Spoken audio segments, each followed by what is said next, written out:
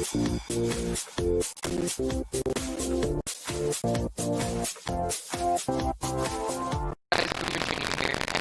welcome to today's video.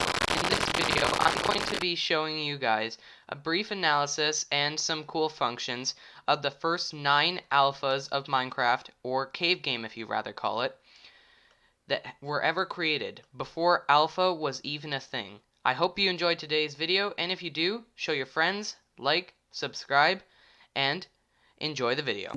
This first game up is the very first version of Minecraft. Actually, it's so old it's not even called that. It's called Cave Game. It's this simplistic game where you can place and destroy blocks and walk around. Placing and breaking blocks is a little awkward for normal Minecraft players, such as myself, because the place and destroy buttons on your mouse are swapped. But besides this, it's a pretty flat, expansive world with a poor FPS. On to the next one. The next version on our list generated without any blocks being visible. It also had a poor frame rate, same as the last version, and a crapload of Steves, all dancing, or if you'd rather, skipping along.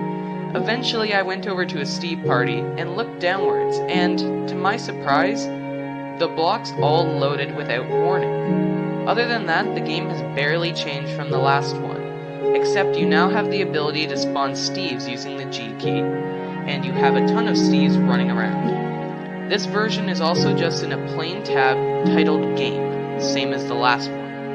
And with that, on to the next version.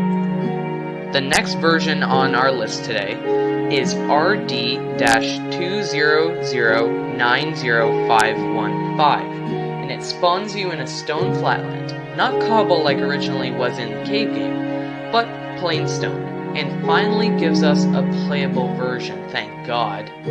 It has a good frame rate and slightly better controls than the last ones, just meaning it's better optimized, which may be due to the stone, I don't know for sure.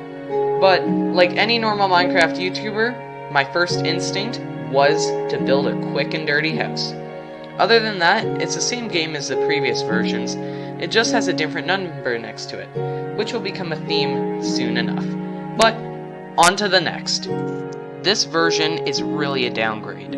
You lose frame rate for I'm not exactly sure what. Besides that, it plays like version 2 with version 3's landscape, and of course all the Steves are still frolicking about the world. Other than that, nothing has changed. Moving on.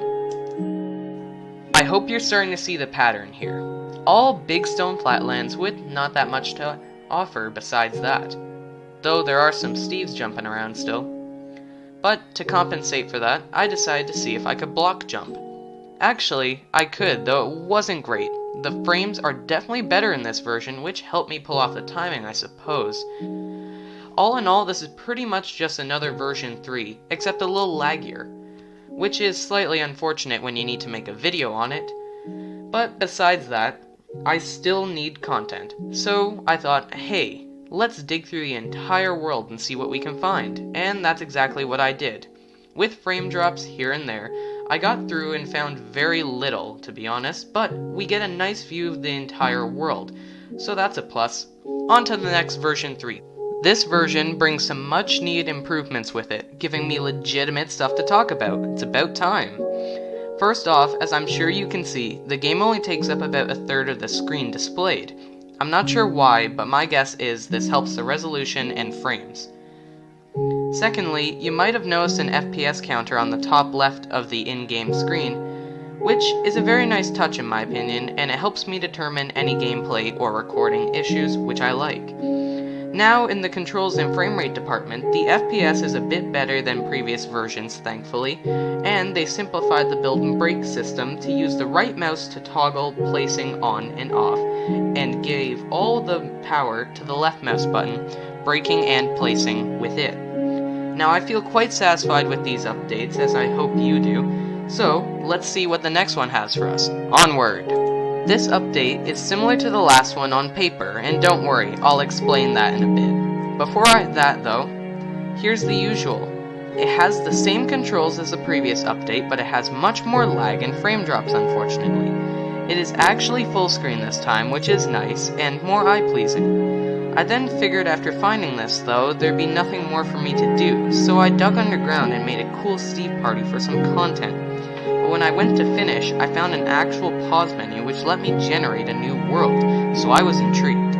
Lo and behold, I was greeted by a real terrain generation with grass instead of stone. I was honestly a little underwhelmed though. It was still a very nice find, I just found it to be the same game with a little more depth. Next update, please.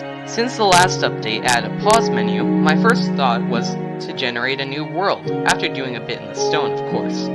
I wanted to see what I got this time, and I was certainly surprised at what I found. It generated a grass island that was very small, though I found it cool that it had a real border. This was seemingly made out of water and bedrock. Also, the FPS is a bit worse here. Regardless, it's still the same game, just it's slowly expanding its horizons, like Animal Crossing. Let's move on. This version brought the biggest update to be in this video for sure. To start things off, controls are brought back to like how they were in Cave Game, and they are flipped around on the mouse to make it more like a normal Minecraft style. You may be thinking, now this looks like the Minecraft I know, and you'd be right. This is the last update before survival was added, and it brought all sorts of things. Forests, mushrooms, dandelions, red flowers, and a more fleshed out pause menu, with options, thankfully. Many building blocks were also added, which I used to make a house for you all. I hope you like it, cause it took me about a half an hour, no joke, though I was happy to do it for you all. My house has a roof made entirely out of slabs, which were only available with smooth stone, so that's what it is. It also has leaves all around it to make it sort of like a garden. Inside, it has 3 rooms consisting of a living room, which has a couch made out of slabs, and plants in the corners. A bedroom, which is small, and the bed is made of 2 planks in the floor, and a slab where the pillow would be. It works for what I had. And lastly, of course, you need a bathroom, which I made using cobble for the floor, and a slab portraying the simplest toilet you could possibly imagine. But beyond all that, I wasn't satisfied yet. What I thought was, you need somewhere to get away from the rush of the city life. You need somewhere to calm your nerves, and clear your mind, and relax. So, I made a Zen garden, not too far away from my house, just down the hill, around some wildflowers I found. Beyond what I built though, this version plays fairly well, has the first hotbar which it already gets it 2 thumbs up from me, and brought many things that are now commonplace. I give it a 10 out of 10. Also, being that this is the last non-survival update, that makes this the last version I'll be covering. Well guys, I hope you liked that video. If you did, please hit the like button down below, and maybe I'll do more content like this.